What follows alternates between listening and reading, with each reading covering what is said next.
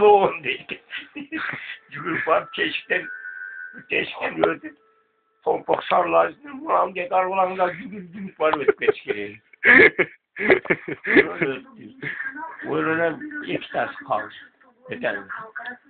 Ana çok dayılan yani de arkada iki ters kalmış. Ana ahır su yeri de var. Kayıp niye oturarken sinyal verginde agor degenden kayıp koyucu böyle.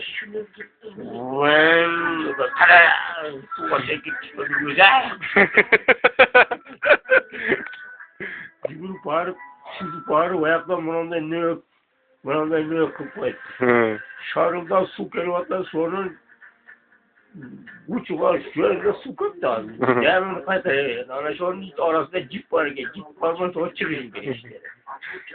Çıkıyorlar ki o şarla bir uçuyla şarıldı. Veya yukarı.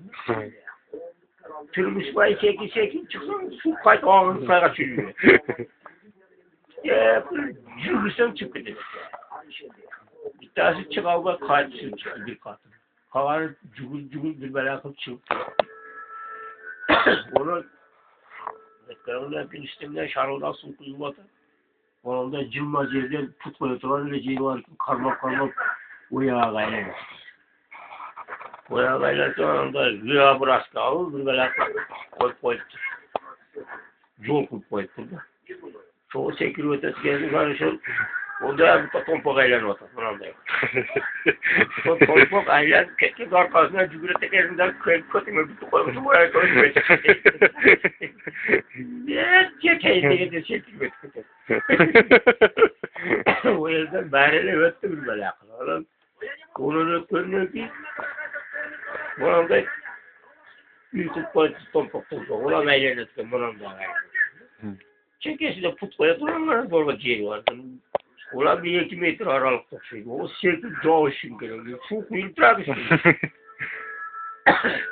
Soğuk su. Soğuk. Cügül var bir tanesi çoğal şekil putu takip çeksa. İlk papuçaklar tükenen çoğalmadan öyle ailenden toplat koyarken öyle çekil öyle. İlk papuçaklar o ailen tut. Suatu orang buat orang lagi nanti sinyal warga sinyal bakal wang dan buat terdengar. Contoh itu nunggu pakai. 10 tağdan. 10 tağdan. Her gün 10 tağdan cari sıratken kim